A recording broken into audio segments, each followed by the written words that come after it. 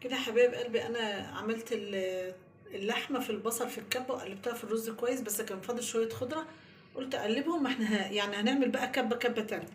طيب انا نفس الكبه اهي مطرحها احط شويه من دي كده، شويه خلطه يعني. وبعد كده اصلا بعد يعني بصوا هنحاول احط حبه، بحيث هقول لكم بقى احنا هنفرمها فرمه. تيجي بقى كبه خشنه مع كبه ناعمه، وبعد كده نعجنها كويس، هتبقى ايه الكبه بتاعتنا حلوه. يعني اوريكم هتبقى عامله ازاي. هو المفروض يعني مبقاش تاخدش الا وش واحد.